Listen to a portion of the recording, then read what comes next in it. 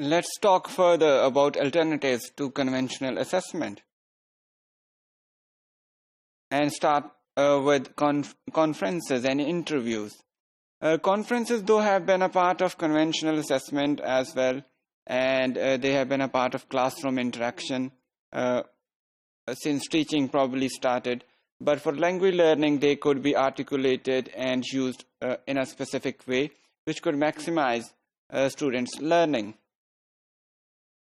Students participate in conferences usually based on their drafts, and the teacher acts as a facilitator. And such facilitation aims at the improvements of the drafts or the language learning of their students. In this way, a teacher might provide a direct feedback, immediate feedback to his or her students. There could be possible purposes of a conference or possible functions of conferencing. They could focus on commenting on various drafts. Teachers could do that during these conferences, reviewing portfolios of their students, responding to journals, advising them on their plans for oral presentations or other presentations, assessing a proposal for the project which students might aim to begin in future. It may also focus on giving them feedback on various classroom activities and clarifying understanding of a reading. So there could be various purposes which could compel teachers or which could urge teachers to conduct a conference for their students. Some of the useful questions which may be asked during a conference or during an interaction between a teacher and a student while conferencing could be based on the usefulness of the draft or the work they have done, or about the possible difficulties they confronted while performing a certain task, or teachers might ask what did they like while doing a certain learning task. And teacher could ask them, what do you think you did well? What did they actually themselves believe they performed well? This is an important element of their confidence, which would improve their learning as well as their efforts for learning. And it could help teachers identify the areas of improvement as well. Interviews also an important component of these alternative assessments, and they focus on one-to-one, most of the times, interaction between a teacher and student. And it is based on a certain designated assessment purpose. Teacher might go for interviews for various goals, for example, to assess students' oral production, their oral ability to speak certain elements of a course or certain topics, ascertain students' needs for future learning, discover a student's learning styles or preferences, as well as request a student for an evaluation of a course or some activity which is being performed within the classroom.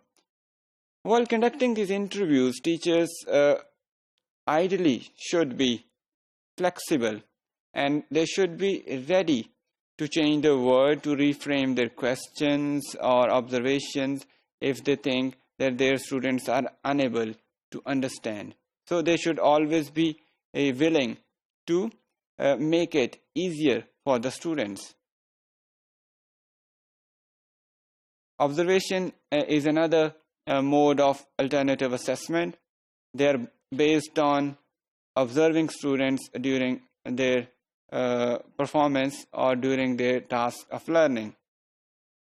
All teachers do observe their students constantly, sometimes knowingly and sometimes unknowingly. And the various pieces of information in in small bits, they gather in their minds, and sometimes they build up a comprehensive view of a student's ability. And this view is utilized when teachers assess their students thoroughly. But here we are talking about observation as a systematic and planned activity for a certain assessment purpose. In this regard, a teacher should observe certain steps when he is observing his students. He should be very clear in the beginning that what is the exact purpose of his observation. It shouldn't be a casual observation. Rather, it should be specific to a certain purpose or a target. He should also decide that how many students or the participants he should observe at a certain time, and which should be included and which should be excluded. He should also set up the logistics for observation, especially something which is unnoticed. So observations where students do not realize that they are being observed. So he should make his logistics ready for this and use reliable logistics which may not be disturbed during the process.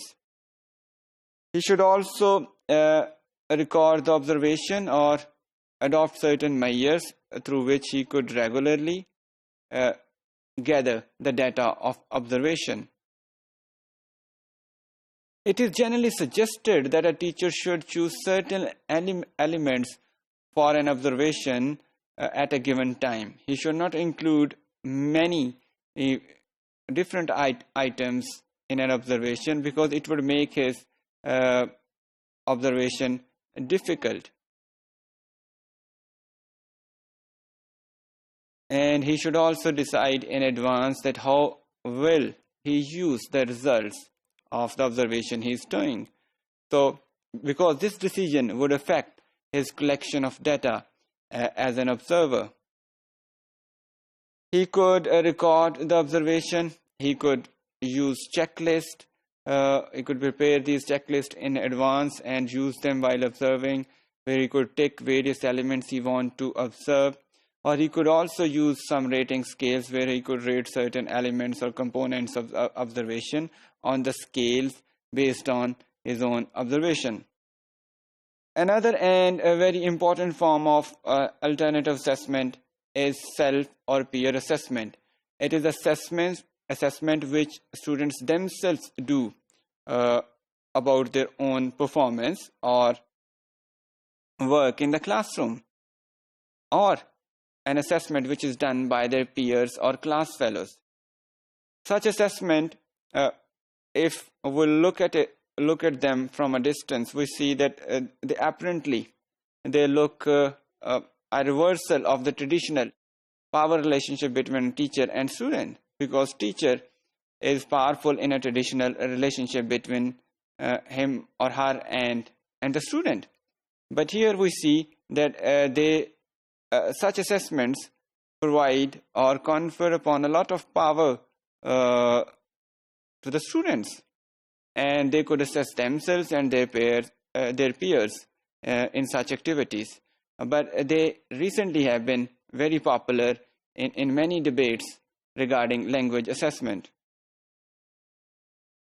Self-assessment also derives its theoretical power or background from various theories in language acquisition. For example, it gets strength from learner autonomy and intrinsic motivation.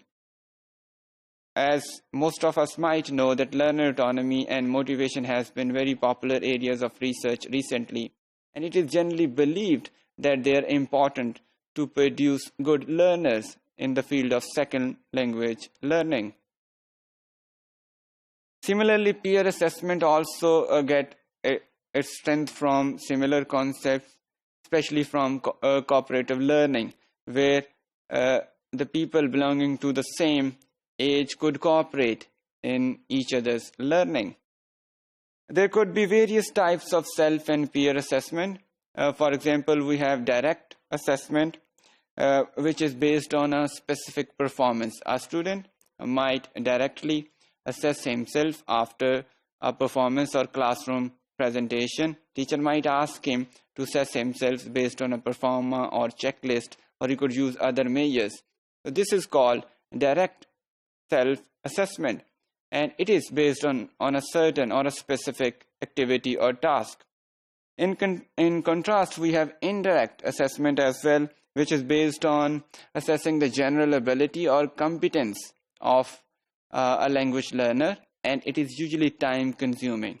It is done at various periods of time during the learning process, and as I said earlier, it usually takes longer periods of time. We also have a metacognitive assessment, which is an assessment related to the setting of goals of learning. And it is not reduced only to the setting of the goals, but it also leads towards having an eye on the progress of those goals or the achievement of those goals. We also have socio-affective assessment, which is slightly different from the assessment of typical language items learning. Rather, it is related to other socio-affective factors which are involved in learning. In the last, we have student-generated tests. They are not very much in many contexts of second language learning. However, they could be a good tool to provide students learner autonomy and enhance their language learning motivation. So student-centered or student-prepared test could be, as I said earlier, a useful tool for future testing in language learning.